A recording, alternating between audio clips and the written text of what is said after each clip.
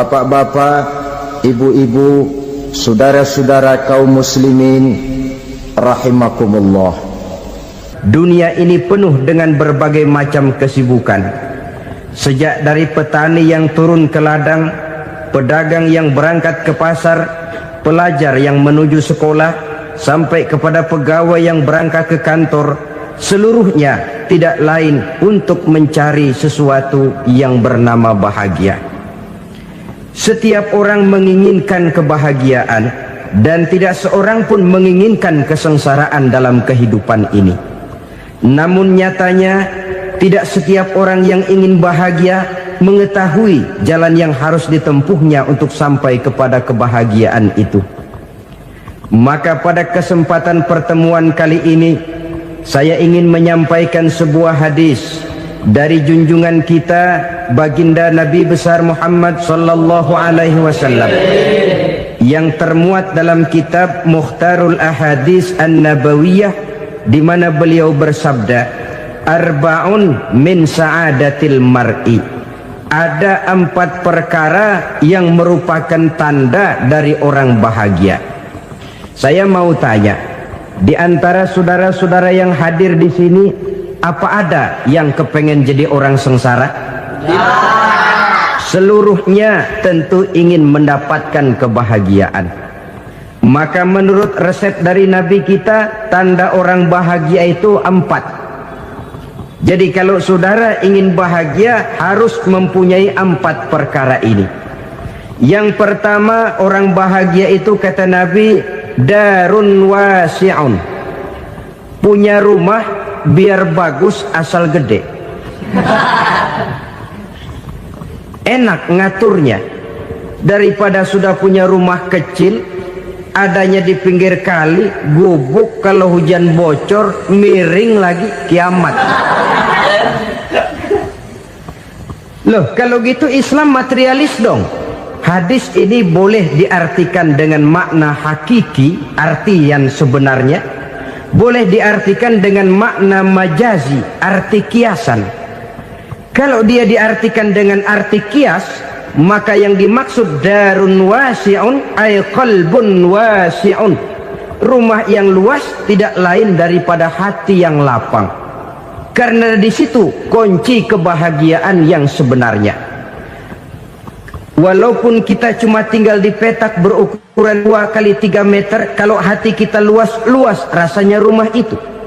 Tapi biar rumah kita halamannya saja puluhan ribu hektar, ada kolam renangnya, kamar tidurnya tidak lagi terhitung.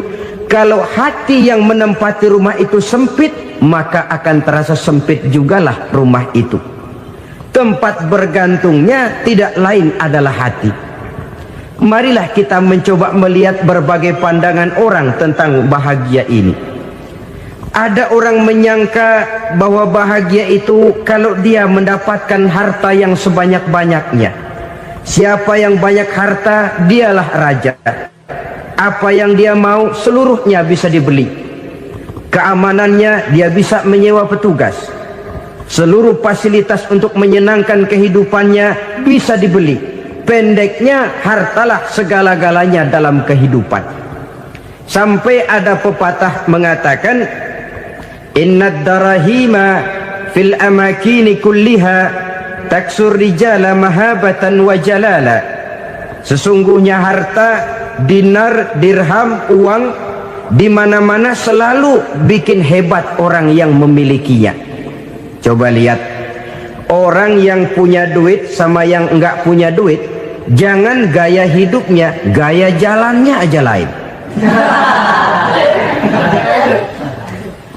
Wahia lisanun liman arada fasahatan, wahia silahun liman arada qitala.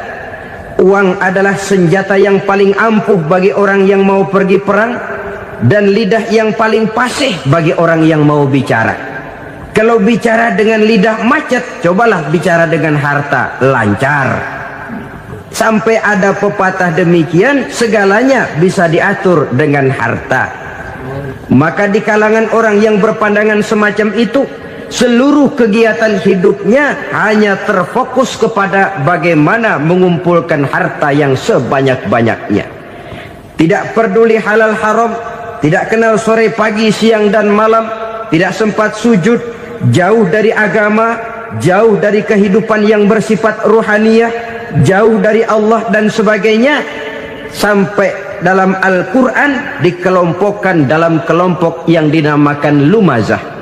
Allazi jama'a malahu wa 'addadah yahsabu anna malahu akhladah. Mereka mengumpul-ngumpulkan harta sebanyak-banyaknya dan menyangka bahwa harta yang banyak itu dapat mengekalkan hidupnya, mengekalkan kekayaannya, mengekalkan kebahagiaannya.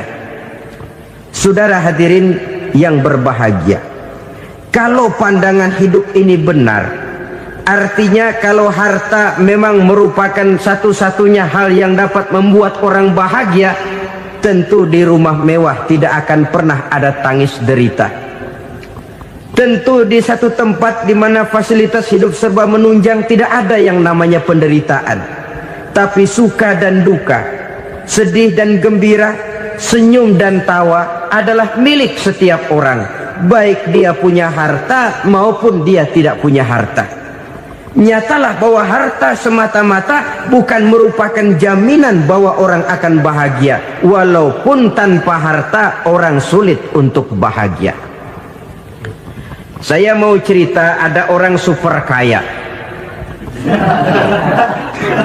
namanya Aristotle Onassis, raja tanker Yunani. Dia punya kapal tanker saja konon sampai 11 banyaknya. Punya perusahaan penerbangan yang disebut Olympic Airlines, punya hotel di berbagai kota besar di dunia ini, sejak dari New York, London, Paris, Rome dan sebagainya. Bahkan punya pulau yang dia namakan Pulau Scorpio. Ini kan namanya sudah kaya nggak tanggung-tanggung, punya pulau. Nah, dia punya 2 orang anak, yang satu laki-laki namanya Alexander, yang satu perempuan namanya Maria Onassis. Seluruh harapannya tertumpah kepada anak lakinya Alexander ini, yang akan meneruskan usahanya, meneruskan kekayaannya, meneruskan dinastinya. Apa yang terjadi? Ternyata anak yang dia harapkan yang bernama Alexander ini mati muda dalam kecelakaan pada waktu dia olahraga. Apa olahraganya? Namanya olahraga anak orang kaya, golongan jet set. Olahraganya olahraga pesawat terbang. Jatuh, ya nggak kapungut, habis mati. Tinggal satu anak perempuannya, Maria Onassis. Tapi anak perempuan ini juga malah urakan. Terakhir dia pacaran, bahkan kemudian kawin sama orang Rusia. Rupanya Aristotle Onassis ini broken. Kekayaannya yang berlimpah ruah, perusahaannya yang begitu banyak, siapa yang akan meneruskan? Siapa yang akan menggantikan? Sampai kemudian dia mengurung diri di Pulau Scorpio dan mati di sana secara mengenaskan. Seorang multi jutawan, seorang yang super kaya, mati menyendiri di pulau sepi. Ibarat kata pepatah, anak ayam mati di lumbung.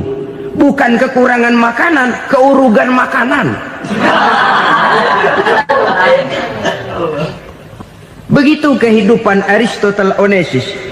Dan banyak orang-orang yang sudah demikian kaya sampai dibingungkan oleh kekayaannya sendiri. Telusurilah kehidupan David Rockefeller misalnya, Henry Ford misalnya, Adnan Khashoggi misalnya. Multi jutawan yang kadang-kadang dibuat keder oleh kekayaannya sendiri. Pantas ketika Imam Ali ditawarkan orang, "Ya Ali, kalau kepadamu disuruh pilih ilmu atau harta, kau pilih mana?" Ya jelas pilih ilmu dong. Kenapa? Pertama, ilmu kalau kita berikan kepada orang lain tambah. Tapi harta kalau kita berikan kepada orang lain kurang. Saudara punya uang 10.000, dibagi orang 5.000, jelas uang saudara berkurang. Tapi saudara punya ilmu, diberikan kepada orang lain bisa, saudara pun makin mantap. Tidak lantas jadi bodoh karena ngajarin orang. Saudara bisa Fatihah lalu mengajarkan orang Fatihah, orang bisa, saudara pun makin hafal. Tidak lantas setelah diajarin orang ilmunya hilang. Begitu datang dia minta orang, tolong ajarin saya Fatihah, udah habis, nggak ada.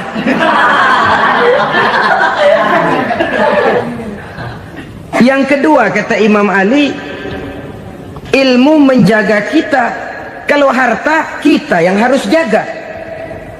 Makin banyak ilmu, makin terpelihara diri seharusnya. Tetapi makin banyak harta, makin bingung kita jaganya. Sampai kadang-kadang kalau perlu seluruh keliling rumah dipasangi alarm. Belum cukup disewakan anjing besar-besar, pasang di depan pintu, awas anjing galak. Masih belum cukup juga, cari centeng tukang-tukang kepruk jaga rumah. Masih terasa belum aman, padahal rumahnya dikelilingi tembok besar. Di balik tembok ada pintu-pintunya tebal. Di balik pintu itu terbuka masuk kamar, kamar pun ada pintunya, pintunya pun kuat. Masuk ke dalam kamar ada lemari, lemarinya pun pintunya kuat, dikunci, kuncinya pun kuat. Tapi terhadap seluruhnya yang timbul cuma sekedar was-was saja. Kesimpulannya sekali lagi, tanpa harta orang memang sulit untuk bahagia. Tapi harta semata-mata tidak merupakan jaminan orang akan bahagia. Dengan hati yang luas, itu modal utama untuk mencapai kebahagiaan hidup. Orang yang hatinya luas, saudara-saudara, punya hati yang lapang, melihat kenyataan hidup ini, dia bersyukur senantiasa kepada Allah. Lantas tidak timbul hasud dan iri hatinya. Oleh karena itu jiwanya selalu lapang. Kalau tidak, cupik hati namanya, dangkal pandangan, tidak senang melihat orang lain dapat nikmat, dan itu sering dijadikan contoh. Kalau orang yang lapang dada, dia lihat tetangganya beli TV baru, dia berkata, alhamdulillah ya, tetangga kita beli TV, mudah-mudahan kita bisa ikut nonton. Lapang dadanya. Tapi orang yang sempit hati, lihat tetangga beli televisi, meriang. Enggak diapa-apain, meriang. Besoknya dengar tetangga beli motor, makin sakit, ke rumah sakit. Lalu di rumah sakit dengar tetangganya beli mobil, mati. Disiksa oleh perasaannya sendiri. Orang kalau hati sudah sempit dalam hidup, kemanapun dia pergi, sempit rasanya medan kehidupannya. Kemudian kita melihat juga ada orang yang menilai bahwa bahagia itu katanya kalau punya kedudukan yang tinggi, pangkat yang agung, wibawa yang besar. Mungkin betul, tapi mungkin juga tidak. Bergantung kepada hati orang yang punya pangkat itu. Sama dengan harta tadi. Harta akan membawa bahagia kalau dia jatuh ke tangan orang yang berhati lapang. Tapi harta akan jadi bencana kalau jatuh ke tangan hati orang yang sempit. Pangkat akan membawa bahaya kalau jatuh di tangan hati orang yang sempit. Lebih dari itu, kenyataan mengajarkan kepada kita bahwa ternyata pangkat dan jabatan tidak selamanya memberikan kebahagiaan dalam kehidupan. Bahkan resikonya kelewat besar. Beberapa bukti kita bisa ambil dari para pemimpin dunia yang menjadi korban lantaran pangkat dan jabatan yang disandangnya. Saudara ingat Presiden Abraham Lincoln dan John Kennedy dari Amerika? Dibunuh orang. Park Chung-hee dari Korea Selatan, Ziaur Rahman dari Bangladesh, Anwar Sadat dari Mesir, terakhir Indira Gandhi dari India, menjadi korban dari pangkat dan jabatan yang disandangnya dari orang-orang yang tidak senang dia memegang jabatan itu. Dia akan mudah mengundang bencana. Sehingga pantas kalau seorang presiden terkemuka Amerika, Harry Truman namanya, dia mengatakan jabatan presiden itu, kata dia, seperti orang nunggang macan, naik macan. Harus kita taiki, kalau enggak dia bakal nerekam kita, ngeri katanya. Adapun orang yang hatinya lapang, Kalau dia menerima pangkat dan jabatan, dianggapnya itu satu kesempatan untuk berbuat baik. Tapi orang yang berhati sempit, menerima pangkat dan jabatan, bukan kadang-kadang menerima, malah berusaha setengah mati mencapai dengan segala cara.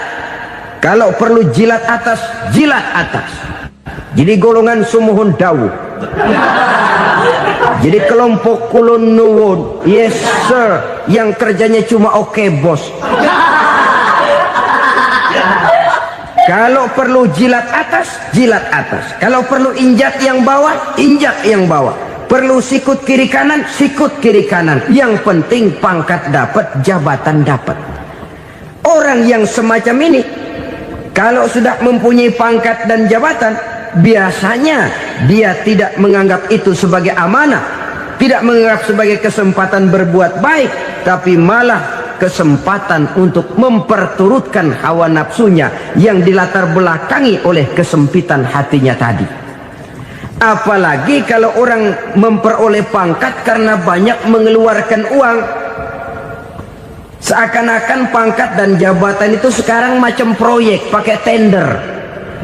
Siapa yang berani bayar segini, naik. Nggak berani, minggir. Padahal logikanya, kalau orang mencapai satu jabatan karena banyak mengeluarkan uang, hampir bisa dipastikan bahwa setelah jabatan itu dia pegang, langkah pertama yang akan dilakukannya ialah berusaha bagaimana uang yang dia keluarkan supaya kembali. Ya paling kurang pulang modal dulu dong. Soal mikirin rakyat soal nanti, tapi ini modal harus pulang.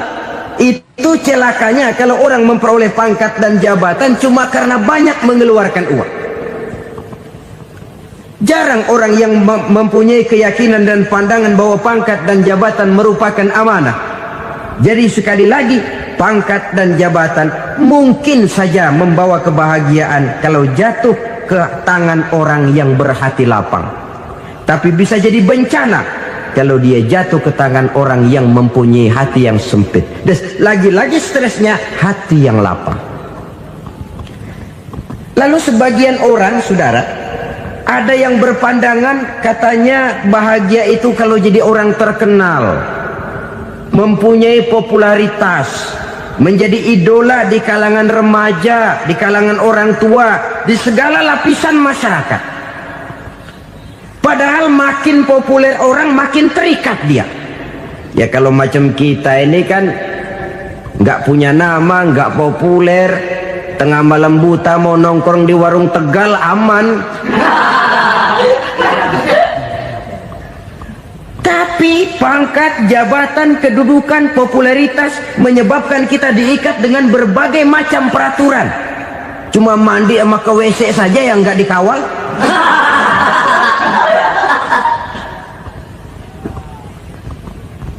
Benarkah popularitas, ketenaran membawa kebahagiaan?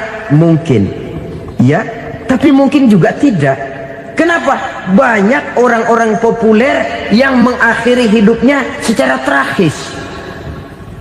Kita ambil beberapa nama.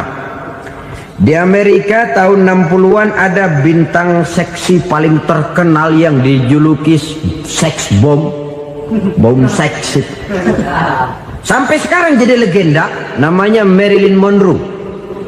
Singkatan dobelnya itu inisialnya MM, Marilyn Monroe. Terkenal, top, sampai dia mati tahun 62. Namanya sekarang masih saja dibicarakan orang. Kenapa dia bunuh diri? Tidak punya hartakah dia? Banyak. Kurang populerkah dia? Seluruh dunia mengenalnya. Sejak rakyat kecil sampai pejabat tinggi dia punya hubungan. Kenapa? Jenuh. Dia terlahir dalam keadaan yatim. Setelah itu tidak lama dia berangkat remaja, ibunya meninggal. Pindah dari wanita asuh ke wanita asuh sampai 12 orang ibu angkatnya. Dan kekecewaan yang paling parah, setiap laki-laki yang dekat dengannya hanya seperti kapal berlabuh. datang dan pergi silih berganti, padahal dia merindukan seseorang yang bisa melindungi hidupnya. Dia rindukan itu dan dia tidak pernah menemukan. Itu yang akhirnya menyebabkan dia minum pil tidur kelewat dosis, minum obat tidur kebanyakan, ya tidur terus sampai sekarang.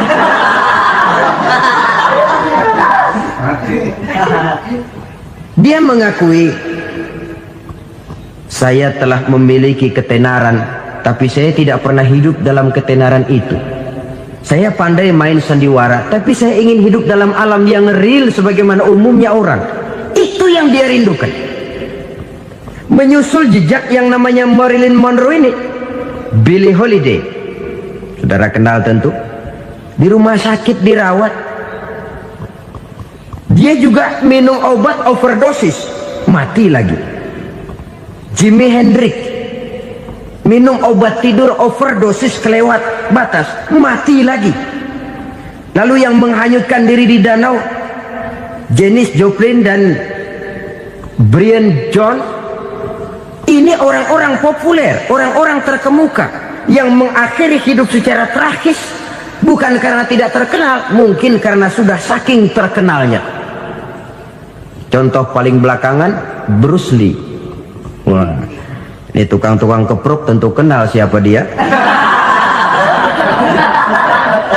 Sampai sekarang pun tabir kematiannya masih merupakan misteri. Dan yang masih hidup juga menunjukkan gejala yang aneh. Michael Jackson, rumahnya di Beverly Hills itu dijaga sedemikian rupa, dan dia selalu curiga kepada setiap makanan harus steril, bersih dari segala macam kimia. Kemana dia pergi, itu tukang-tukang keprok sudah selalu menjaga dan mengawal, dan dia seakan takut menunjukkan mukanya yang asli. Hingga kalau tampil ke tengah di luar show, dia kadang memakai pakaian yang tidak menunjukkan dia yang sebenarnya, takut dikenali orang. Ternyata popularitas sering jadi momok yang meracuni kehidupan manusia.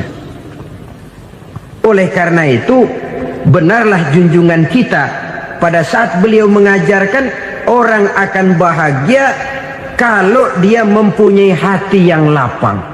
Nah, sekarang masalahnya untuk mendapatkan hati yang lapang, caranya bagaimana? Kita kembali kepada konsep Quran. Allah mengajarkan, ala inna bidzikrillahi tatmainnul qulub. Ketahuilah bahwa dengan banyak mengingat Allah, hati akan tenang, jiwa akan lapang. Dengan kata lain, dekat dengan agama, merasakan kehadiran Allah dekat dalam hidup. Itu muara pertama untuk mencapai hati yang lapang. Ala inna bizikrillahi tatmainnul qulub.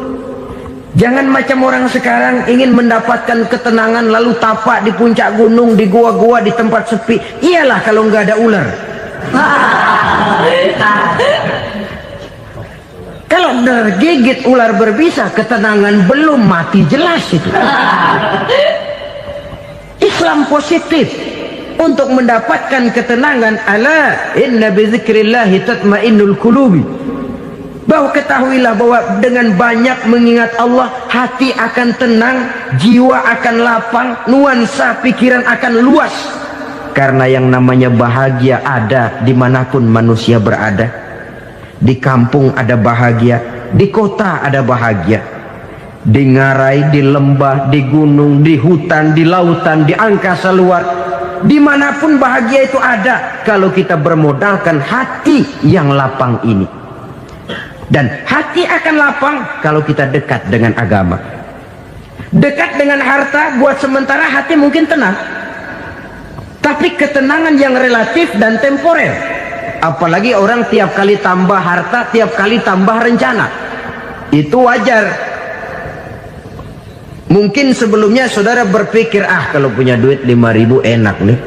Begitu punya duit 5.000, aduh sayang kalau 10.000 aja. Tiap kali tambah harta, tiap kali lain rencana. Makin banyak rencana, makin menjauhkan kita dari yang namanya ketenangan. Padahal ketenangan merupakan unsur utama untuk mencapai bahagia. dan ketenangan itu bermuara dalam hati manusia. Tengoklah kehidupan ini. Orang yang banyak harta dengan orang miskin, berbedakah rasa sakit yang mereka tanggungkan? Rasanya tidak. Walaupun si kaya tidur di kasur empuk berselimutkan sutra mahal, sementara si miskin meringkuk di balai bambu yang keras dan kasar. Apabila maut datang, dia juga tidak pernah pilih bulu. Maut datang menjemput si kaya di singgasana keemasannya, dikelilingi oleh para pengasuh, dayang dan idang serta para pengawal.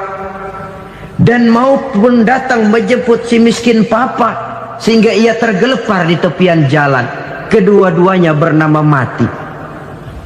Kalau nyata bahwa sakit yang ditanggung si kaya tidak beda dengan sakit yang ditanggung si miskin, bukan harta semata yang membuat orang bahagia. Hati yang tenang, jiwa yang lapang penuh kedamaian karena banyak berzikir dan mengingat Allah, itu merupakan modal utama untuk mencapai sesuatu yang bernama bahagia.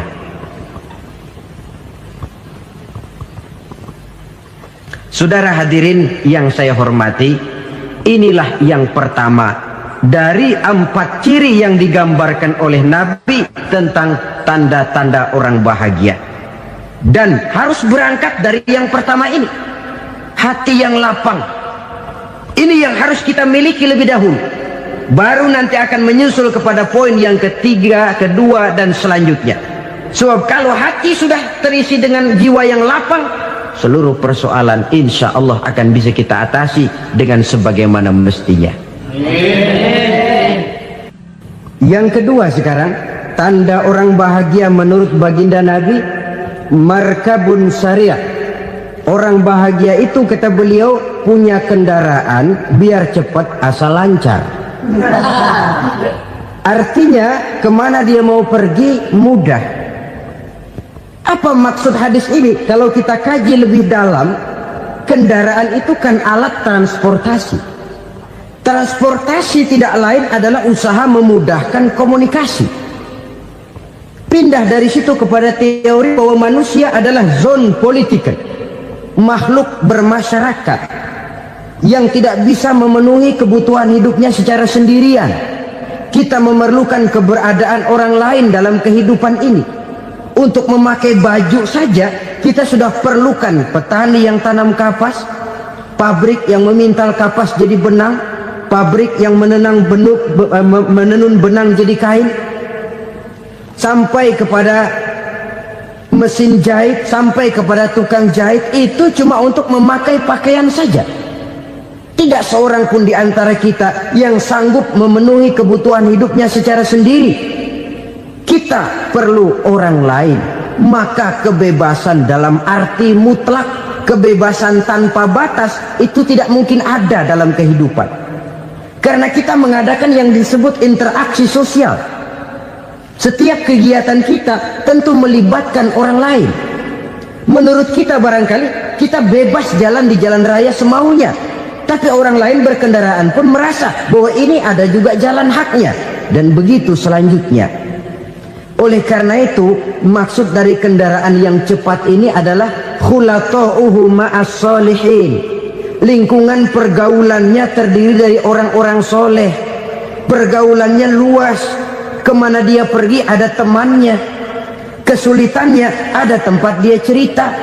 Dan kesulitan kalau sudah diceritakan kepada orang lain, taruh kata orang itu tidak bisa menolong, namun menceritakannya kepada orang yang kita percayai, kan paling kurang sudah mengurangi beban jiwa, mengurangi tanggungan batin, merasa masih ada tempat kita cerita. Maka lebih baik orang awam yang mau bergaul ketimbang orang setengah alim tapi ngunci pintu. Sebab nantinya akan timbul sikap picik, cupik pandangan, dan tidak luas menghadapi kenyataan dalam kehidupan ini. Namun yang harus kita garis bawahi, pergaulan memang mesti luas. Namun jangan sekali-kali lupa bahwa pergaulan sangat besar pengaruhnya dalam ikut membentuk kepribadian manusia.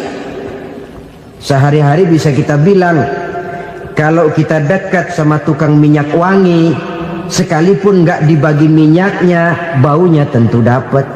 Betul? Tapi dekat sama tukang elas, walaupun nggak kena apinya, asapnya mesti kena. Kalau Syauqi mengatakan lebih jelas lagi, man asyaral asyrafa asa musyarrafan wa muasyiral anzali ghairu musyarrafin. Awalam taral jildal hakira muqabbalan bisagri lamma sara jildal mushaf.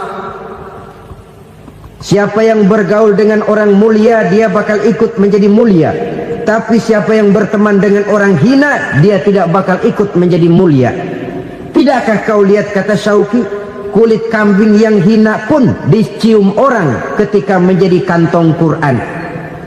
Kulit kambing hina, kalau dia sendirian gak ada yang mau cium. Tapi begitu dia bergaul dengan Quran, menjadi kantong Quran, dipakein minyak wangi, ditaruh di tempat yang tinggi, mau diambil dicium dulu, dibawa dengan penuh hormat dan hati-hati. Kulit kambing yang hina lantaran berteman dengan Quran, numpang mujur. Tapi coba lihat kalau kulit kambing berteman dengan kayu, jadi beduk, habis. Zohor dikemplang, asar dipukul. Itu pun sedikit saja, cuma salah milih teman. Yang temannya Quran dihormati orang, yang temannya kayu lantaran jadi beduk, gelap-gelap subuh orang udah kemplangnya.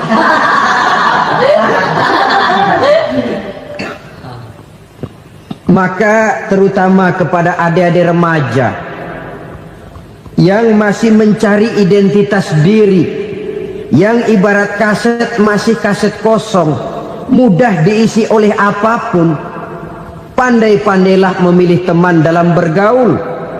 Karena banyak orang yang tadinya baik-baik, ketika terseret dalam pergaulan dengan orang yang tidak baik, kebaikannya menjadi lentur dan luntur. Tapi berapa banyak bajingan-bajingan tengik, orang-orang yang berlumur noda dan dosa, tiap hari melakukan maksiat, namun bergaul dengan orang yang baik-baik, pada akhirnya sedikit demi sedikit beringsut dan berangsur dia terbiasa mengikuti kebaikan-kebaikan. Saya tekankan ini kepada remaja karena mereka masih mencari identitas diri. Apa yang mereka lihat mereka mau, apa yang mereka dengar mereka ingin tahu. Coba lihat kehidupan remaja. Pulang nonton film Rambo, pengen jadi Rambo, gagah, maunya melekai melulu. Pulang nonton film Superman, pengen bisa terbang. Pulang nonton India, nyanyi melulu. Wajar, mereka masih mencari identitas diri. Saya ini sebenarnya siapa? Lingkungan, pergaulan akan membentuk itu. Karena itu pandai-pandailah bergaul, karena ia sangat besar pengaruhnya dalam ikut membentuk kepribadian manusia. Apalagi sifat yang jelek lebih cepat menularnya ketimbang sifat yang baik. Sifat yang baik, watak yang soleh itu lambat sekali untuk menular. Tapi yang tidak baik, kan prosesnya mah kalau remaja biasanya mula-mula dengar. Karena dengar lalu pengen tahu. Karena pengen tahu lalu ngeliatin. Begitu ngeliatin kan pengen nyobain. Setelah nyobain ketagihan. Nah ini prosesnya. Yang namanya ganja, morfin, narkotik, awalnya kan begitu. Mula-mula dengar, katanya kalau sudah fly to the sky, sudah melayang ke langit, katanya disitulah puncak kebahagiaan. Mulanya cuma dengar. Karena dengar pengen tahu. Karena pengen tahu lalu ngeliat, kumpul sama orang yang suka ngeganja. Setelah ngeliat, nah pengen ngerasain. Begitu ngerasain enak juga, ketagihan. Kalau sudah ketagihan jadi penyakit kronis, bisa merembet kepada yang lain. Iya kalau orang tuanya mampu untuk beli morfin, beli ganja. Kalau tidak kan pikirannya ngayap, jemuran siapa ya gue sabet. Timbullah perbuatan-perbuatan negatif yang bermula dari salah pergaulan. Apalagi buat adik-adik remaja yang tinggal di kota-kota besar, yang pengaruh budaya, pengaruh kesenian, pengaruh struktur kehidupan yang nampak makin individualistis, di mana persaingan tajam, tensi ekonomi tinggi, orang mudah mengalami stres. Pandai-pandailah dalam bergaul, sekali lagi, karena ia sangat besar pengaruhnya dalam ikut membentuk kepribadian manusia. Orang bahagia punya kendaraan yang cepat, artinya punya pergaulan yang luas, dan lingkungan pergaulannya terdiri dari orang-orang yang soleh. Kemana dia pergi, ada teman. Kesulitannya, ada tempat dia cerita. Tapi kalau sudah menyendiri, hidup sendiri, kesulitan dipikiri sendiri, bisa mati belum waktunya. Tidak ada tempat berbagi rasa, tidak ada tempat bercerita, tidak ada tempat mengurangi beban dalam kehidupan.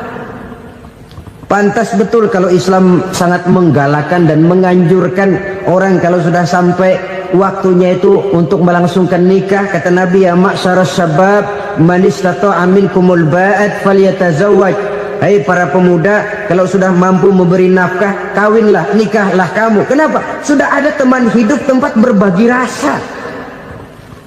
Kesulitan kalau ada tempat cerita akan lebih ringan ketimbang kita telan sendiri, walaupun bobot kesulitannya sama beratnya.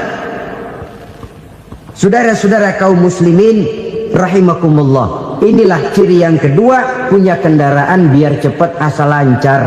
Kemana kita mau pergi gampang. Dengan kata lain, setelah hati yang luas, pergaulan yang luas.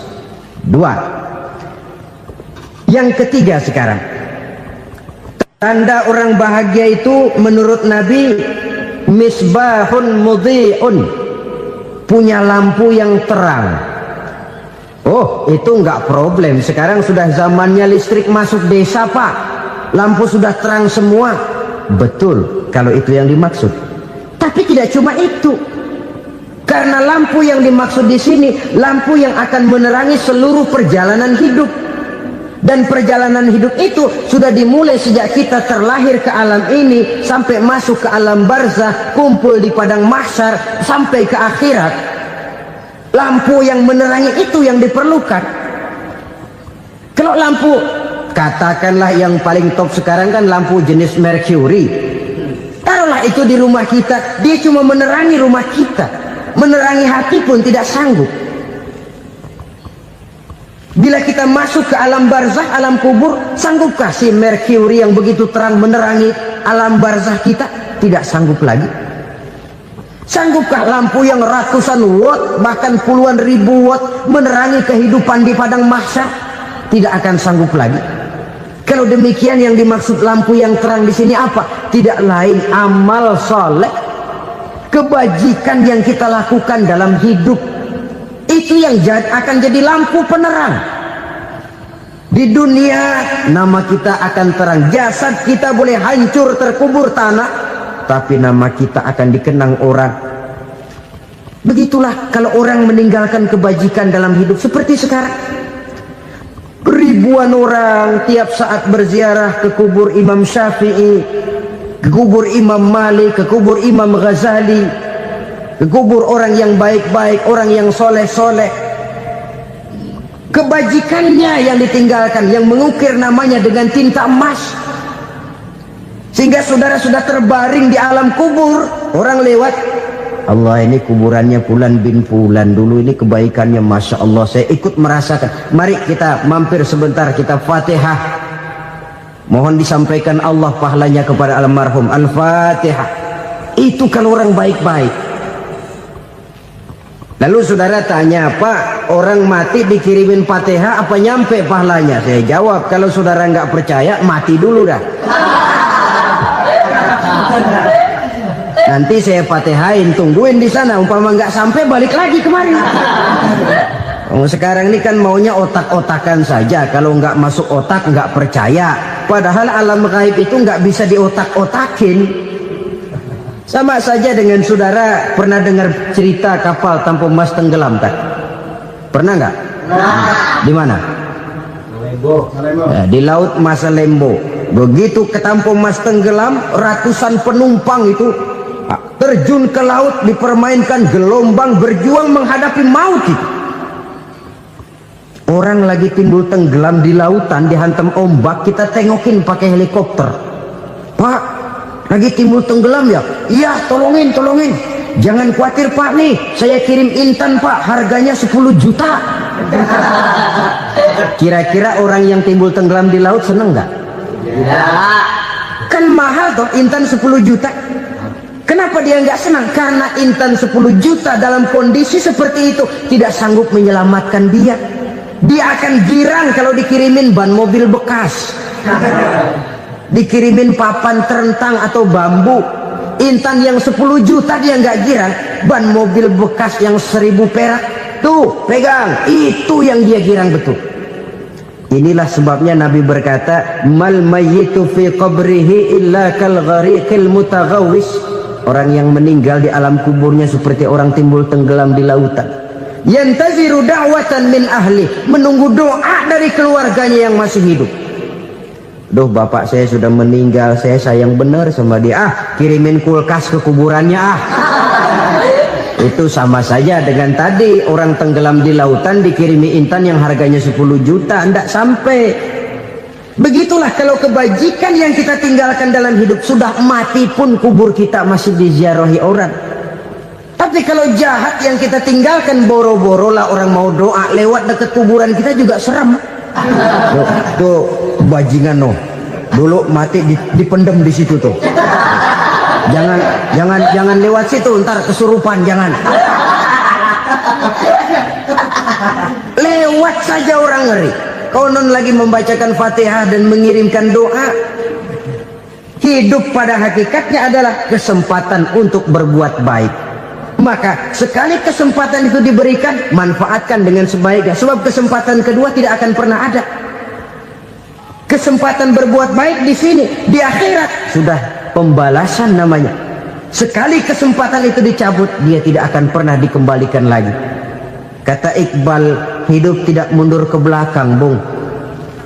Berhenti diinjak orang, mundur hancur. Tidak ada kata mundur dalam hidup ini. Berhenti diinjak orang, mundur kecebur. Tidak ada kata lain, harus maju dalam kehidupan dalam artian yang positif. Hidup adalah kesempatan untuk mengumpulkan kebajikan yang sebanyak-banyaknya. Di situ nilai daripada manusia. Sekarang ini memang nggak kelihatan kok, orang yang banyak pahala sama yang banyak dosa nggak kelihatan kok. Barangkali kalau habis bikin dosa palanya pada benjol, mungkin orang takut sama dosa. Tapi sekarang sama saja, orang yang banyak dosa dengan yang nggak banyak dosa jalan bareng dari belakang, sama, nggak kelihatan beda. Tapi ada waktunya di mana pahala memegang peranan, di mana dosa diperlihatkan. Sama saja kalau kita bawa mobil siang, lampu kan nggak begitu berfungsi. Apa lalu bilang, alah ini lampu berat-beratin, copot-copotin aja dah. Tidak perlu begitu. Kenapa? Pada suatu saat malam senja akan datang. Bila matahari terbenam, senja pun datang, gelap mulai merayap, disitulah baru terasa perlunya lampu. Pahala begitu. Sekarang orang yang nggak ada pahalanya nggak kelihatan dalam kehidupan. Tapi pada suatu saat senja kehidupan akan datang. Ajal merenggut nyawa, malam merayap, dan hidup mulai diliputi kegelapan di alam barzakh. Dikala itu kalau nggak punya lampu, alangkah malangnya kita. Sebab amal yang baik, kata Nabi, di alam barzakh itu akan diciptakan menjadi perempuan yang cantik menemani kita. Amal yang jahat akan menjadi orang yang paling jelek nemenin kita. Udah di tempat gelap yang nemenin jelek.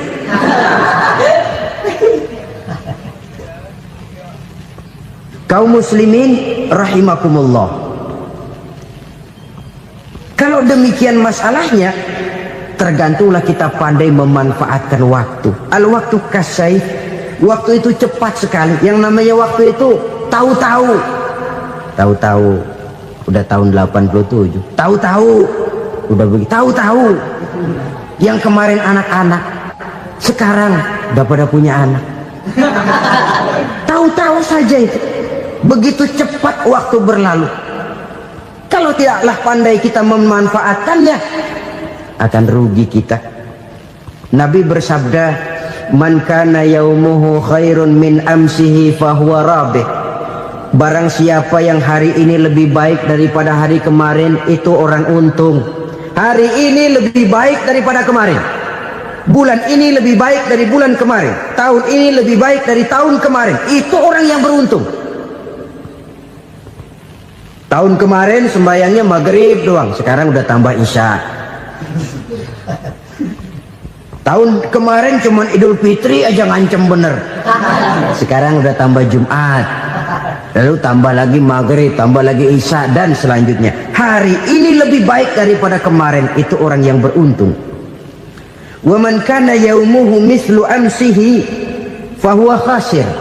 Lalu barang siapa yang hari ini sama saja dengan hari kemarin, itu orang rugi. Hari ini sama dengan kemarin, rugi itu. Bulan ini begitu, bulan kemarin begitu, tahun ini begitu, tahun lalu juga begitu. Rugi itu orang. Rugi apa? Rugi umur. Umur tambah, amalan gak pernah tambah. Dan saya pikir lebih merupakan azab ketimbang nikmat kalau orang dikasih panjang umur cuma untuk numpuk dosa. Mending mana? Panjang umur banyak dosa sama pendek umur dikit dosa? Mending mana? Mending mana? Ya, paling mending tentu panjang umur banyak pahala. Tapi kalau tidak, sekali lagi, lebih merupakan azab ketimbang nikmat kalau orang diberikan panjang umur tapi cuma untuk sekedar menumpuk dosa. Kehilangan kesadaran bahwa dunia bukan terminal akhir dari satu perjalanan. Dia cuma halte di mana kita berhenti sebentar untuk menuju kepada terminal yang hakiki. Saudara-saudara kaum muslimin rahimakumullah, inilah lampu yang akan menerangi kehidupan. Amal yang kita lakukan di dalam kehidupan. Jadi yang dimaksud dengan lampu yang terang, kebajikan yang kita kerjakan dalam hidup. Nah, setiap orang di awal tadi saya bilang ingin bahagia. Bahagia itu kan hakikatnya kumpulan senang dan selamat. Senang, selamat. Apa bedanya? Senang tapi tidak selamat, nggak bahagia. Selamat tapi nggak senang, nggak bahagia orang. Contoh, kalau orang korupsi, duitnya banyak, senang dia, tapi keselamatannya. Ada tentara baris di samping rumahnya udah bingung, padahal tentara latihan. Tentara cuma latihan, dia bingung. Senang, tapi karena keselamatannya tidak terjamin, dia tidak bahagia. Sebaliknya pegawai negeri jujur benar, cuma segaji-gajinya, selamat, nggak korupsi, tapi melarat, ya nggak bahagia juga, kurang senang. Kesenangan dan keselamatan untuk dunia saja, ya sekali lagi, kalau cuma sekedar untuk dunia saja, bisa dibeli pakai uang. Bisa dibeli pakai uang. Saudara ingin selamat, bisa dibeli pakai uang. Saudara ingin senang, bisa dibeli dengan uang. Tapi setelah mati, masuk ke alam barzah, habis kekuasaan uang. Nggak bisa lagi beli keselamatan pakai uang. Tidak mungkin lagi membeli kesenangan dengan uang. Di situ pahala yang megang peranan. Makin banyak pahala, makin banyak saham untuk membeli kesenangan dan keselamatan, untuk memperoleh yang namanya bahagia. Dan jangan lupa loh, di alam barzah kita nggak sebentar, menunggu datangnya kiamat. Loh iya, kalau kita begitu dikuburin terus kiamat datang, untung. Tapi kalau masih harus 1000, 2000, puluhan ribu tahun yang akan datang, dalam satu penantian yang begitu lama, tanpa saham untuk memperoleh kebahagiaan, satu kemalangan yang tidak ada pernah putus-putusnya.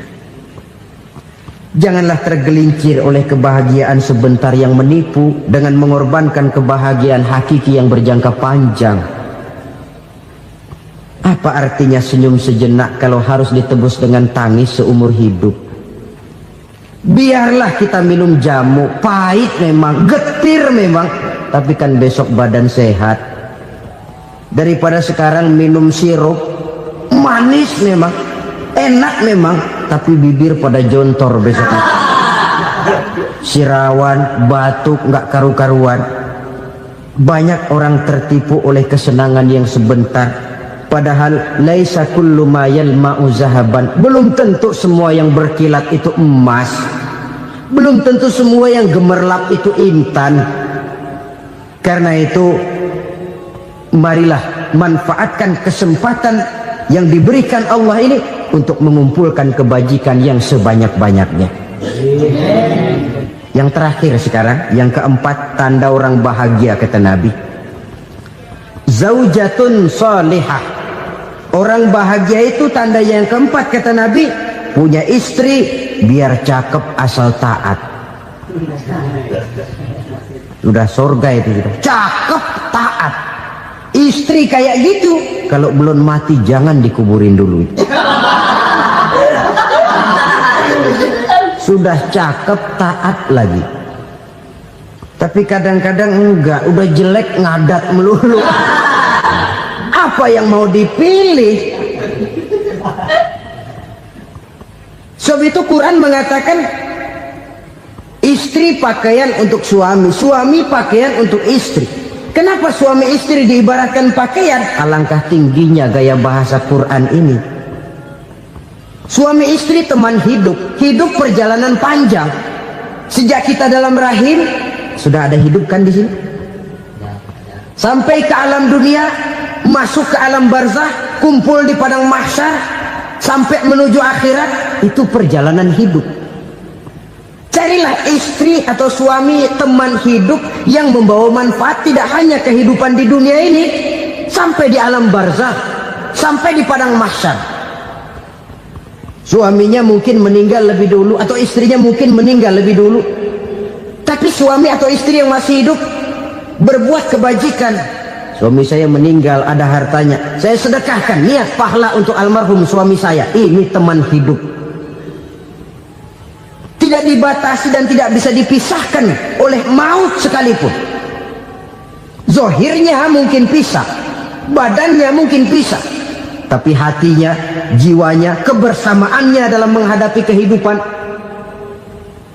Karena itu saudara-saudara, bahasa Quran indah. Suami istri diibaratkan seperti pakaian. Apa fungsi pakaian? Pertama, pakaian jadi kebanggaan. Artinya suami harus menjadi kebanggaan istri, istri harus jadi kebanggaan suami. Yang kedua, pakaian itu kan fungsinya menutup aurat. Artinya sesama suami istri harus saling menjaga kekurangan masing-masing. Jangan malah sesama suami istri saling membongkar rahasia dan aibnya sendiri-sendiri. Istrinya diceritain jeleknya di mana-mana, atau suaminya dibongkar rahasianya di pasar umum. Itu sudah tidak lagi berfungsi sebagai pakaian. Kenapa semua ini diperlukan? Karena kita menyadari bangsa yang baik terdiri dari masyarakat yang baik. Masyarakat yang baik merupakan susunan dari warga yang baik. Warga yang baik adalah terdiri dari rumah tangga yang baik. Dan rumah tangga yang baik merupakan susunan dari pribadi yang baik. Dari situ langkah dimulai. Membangun satu bangsa yang baik diawali dengan membangun rumah tangga yang baik, dengan menciptakan pribadi-pribadi yang baik. Sehingga dari sini diharapkan berkembanglah nilai-nilai kebaikan. Orang akan bahagia mempunyai istri yang soleh. Kenapa? Tidak ada seorang suami bisa sukses jadi apapun dia, apapun profesinya. Dokterkah, kiaikah, mubaligkah, petanikah, pengusahakah, pejabat tinggikah, tidak ada seorang suami yang bisa sukses tanpa peran serta istrinya. Walaupun memang peranan itu tidak begitu kelihatan, tapi sangat menentukan. Karena itu, saudara hadirin yang saya hormati, Islam sangat menghargai kaum wanita, memberikan kedudukan yang tinggi sepanjang tidak mematikan kodrat kewanitaannya. Nah, kalau sudah kesuksesan ini diawali dari rumah tangga, karier di masyarakat mudah untuk dikejar. Tapi keberantakan di rumah tangga merupakan kegagalan pertama di tempat lain. Nah, inilah saja yang dapat Al-Fakir sampaikan pada pertemuan kali ini. selalu berusaha menyimpan sesuatu yang bisa membawa manfaat, baik untuk dirinya, untuk anak cucunya, maupun untuk keluarganya, untuk masa kini dan masa depannya. Kadang simpanan itu berbentuk uang, kadang berupa tanah, lain saat berbentuk pabrik, dan lain sebagainya. Sementara masa depan yang paling pasti adalah akhirat. Jika untuk masa depan dunia kita rela memeras keringat, membanting tulang, pergi pagi dan pulang petang, menyimpan uang, menyimpan tanah, menyimpan pabrik, pernahkah kita merenung jika satu saat kiamat datang, kita dibangkitkan dari kubur masing-masing, berdiri di padang mahsyar untuk mempertanggungjawabkan seluruh kegiatan hidup kita di dunia ini, lalu kita akan menuju ke alam akhirat. Sudahkah kita mempunyai simpanan untuk akhirat kita? Pada pertemuan kali ini saya ingin menyampaikan sebuah hadis di mana Rasulullah sallallahu alaihi wasallam bersabda, arba'un min kanzil jannah. Simpanan sorga ada 4 macam. Yang pertama, ikhfa'us sadaqah, menyembunyikan sedekah. Saudara-saudara kaum muslimin, sebagaimana yang kita maklum bahwa Allah Subhanahu wa taala melebihkan sebagian rezeki dari kita terhadap yang lain. Ada yang kaya, ada yang setengah kaya, ada yang miskin, ada yang setengah miskin, dan selanjutnya. Ada yang gajinya kecil tapi penghasilannya gede.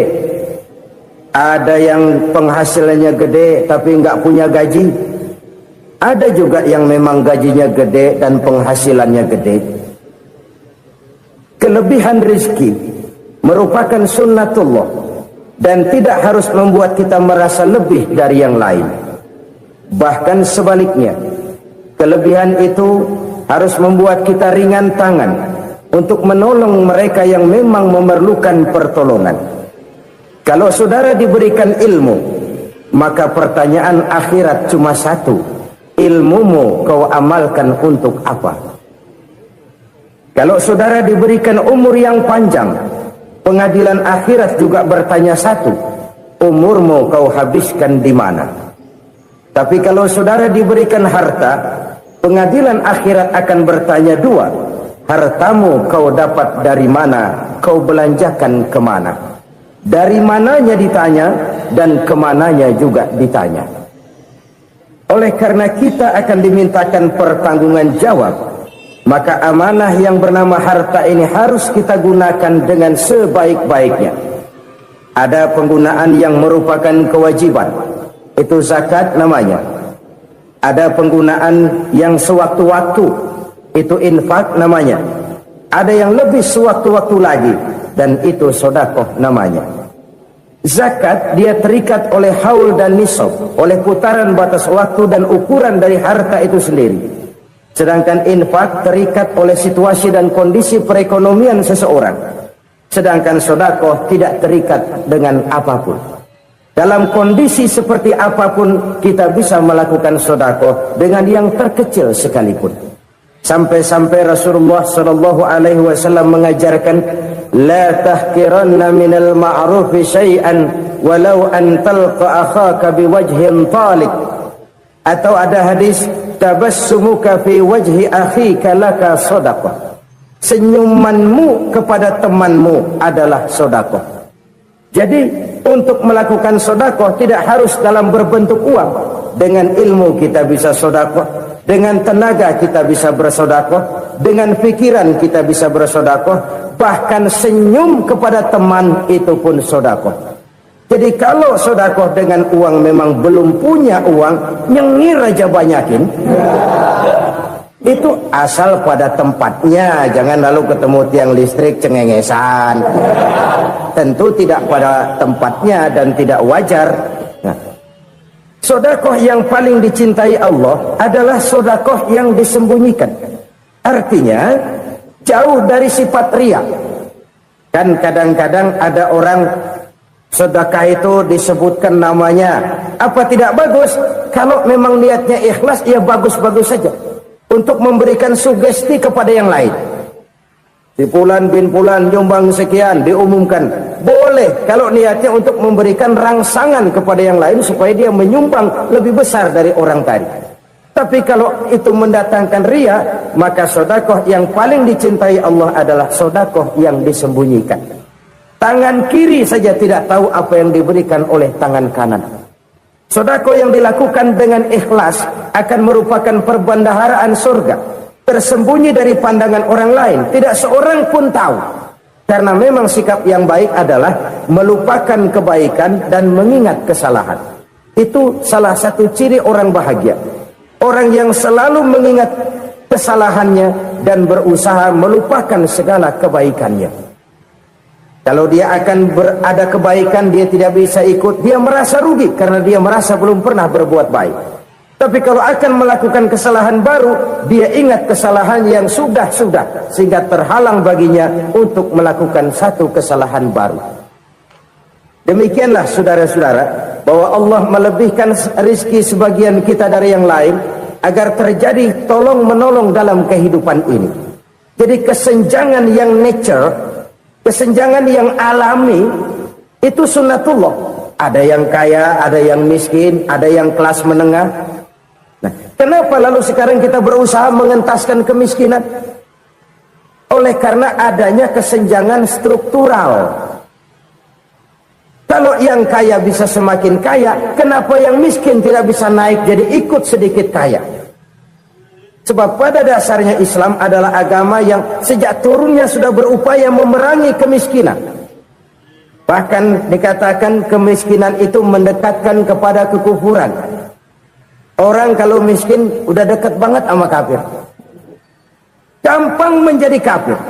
Berapa banyak saudara-saudara kita yang oleh karena soal perut, oleh karena soal materi, terpaksa meninggalkan dan menanggalkan akidahnya, menjual petunjuk yang diberikan Allah dengan kesenangan dunia yang cuma sebentar ini. Na'udzubillah summa na'udzubillah. Jadi makin kita sembunyikan satu sedekah, semakin banyak perbendaharaan kita di surga. Sedekah yang paling dicintai Allah adalah sedekah yang disembunyikan. Malahan ada seorang sufi, dia punya kebiasaan kalau pergi sholat Jumat dia bawa uang, itu uang dia taruh di bawah tikar masjid. Dia niat sedekah kepada siapa saja yang nemuin itu duit. Maksudnya apa? Supaya yang nemuin nggak tahu siapa yang punya duit. Demikian dia saking ingin menyembunyikan sedekahnya. Karena sifat riya itu bisa memakan amal kita sendiri. Riya itu termasuk menyebut-nyebut kebaikan kita. Orang yang suka nepuk dada, sedikit-sedikit ngitungnya kalau nggak gua. Tuh kalau nggak gua tuh yang belas itu kalau nggak gua, kalau nggak gua. Iya kalau nggak lu kenapa emang? Orang yang suka menepuk jasad, tuh biasanya memang begitu saudara-saudara. Kalau perang lagi berkecamuk, orang nggak sempat ngaku jadi pahlawan. Tapi begitu perang selesai, yang kagak kenal bedil ngaku pahlawan, mas. Itu sesuatu yang biasa. Oleh karenanya, orang-orang yang ikhlas dalam bersedekah, disembunyikannya sedekah itu, Allah cinta betul. Malahan ada hadis memberikan jaminan, inna sedaqatal mar'il muslimi tazidu fil umri wa tadfa'u mitatas su'i. Sesungguhnya sedekahnya seorang mukmin tazidu fil umri, bisa menambah umur panjang, wa tadfa'u mitatas su'i, dan menyelamatkan manusia dari mati secara su'ul khatimah. Jadi siapa yang kepengen panjang umur, banyaklah sedekah. Yang bosan hidup, pelit terus. Sedekah menambah panjang umur dan menyelamatkan manusia dari mati secara su'ul khatimah. Pak, katanya umur itu nggak bisa ditambah, nggak bisa dikurangin. Kapan? Kalau ajal sudah datang. Fa idza jaa ajaluhum la yastakhiruna sa'atan wa la yastakdimun. Kalau ajal datang tidak bisa dimajukan, tidak bisa dimundurkan. Itu kalau ajal sudah datang. Tidak bisa lagi umur ditambah dikurangi, sudah datang. Tapi kalau belum datang, itu kan haknya Allah. Mau ditambah, mau dikurangi, hak prerogatif Allah. Sebagai pencipta manusia, Allah maha kuasa dan maha mampu. Sedekah ini menambah panjang umur dan menyelamatkan manusia dari mati secara su'ul khatimah. Itu orang mati kan sama ya, kondisinya mati, nggak nafas. Tapi hakikat mati kan lain-lain. Ada yang mati itu husnul khatimah, baik akhirnya. Misalnya lagi ngaji mati, lagi sholat mati, lagi sedekah mati. Ini yang dinamakan dengan husnul khatimah, baik di akhirnya. Sebaliknya ada yang su'ul khatimah, jelek di akhirnya. Ini yang jadi catatan akhir. Lagi nyekek botol, mampus. Lagi banting kartu, modar. Su'ul khatimah, jelek pada akhirnya. Sedekah menyelamatkan manusia dari mati secara su'ul khatimah. Dan kita semua kepengen mendapat husnul khatimah, jauh dari su'ul khatimah. Oleh sebab itu yang bisa menyelamatkan kita dari penyakit itu antara lain adalah sedekah yang disembunyikan, yang dikerjakan dengan ikhlas karena Allah, tidak karena kepengen dipuji orang, tidak karena ingin dikatakan orang pemurah. Sebab orang dermawan itu orang yang memberi tanpa harus diminta. Kalau masih harus diminta, ya belum dermawan namanya, masih harus diminta. Kalau nggak diminta ya tulus, lolos, polos. Saudara-saudara kaum muslimin rahimakumullah, harta adalah amanat dan akan kita pertanggungjawabkan. Allah melebihkan rizki sebagian kita dari yang lain agar kita saling tolong menolong, bantu membantu. Nabi janjikan siapa yang meringankan beban saudaranya muslim di dunia, Allah akan meringankan bebannya di akhirat nanti. Sebuah jaminan dari baginda Nabi. Si orang yang kita bantu barangkali tidak bisa membalas, Allah yang akan membalas lewat jalan lain yang tidak pernah kita sangka-sangka. Ada orang tanya, Pak, ini ada orang nyumbang masjid sambil marah-marah, bagaimana? Saya bilang sumbangannya aja ambil, marahnya jangan. Marahnya jangan diambil, itu urusan dia. Saudara-saudara kaum muslimin rahimakumullah, umat Islam ini kan umat yang punya potensi besar. Kadang kita merenung, kenapa kadang-kadang pembangunan masjid kok lambat sekali? Kalau hotel hari ini peletakan pertama, bulan depan peresmian. Supermarket hari ini peletakan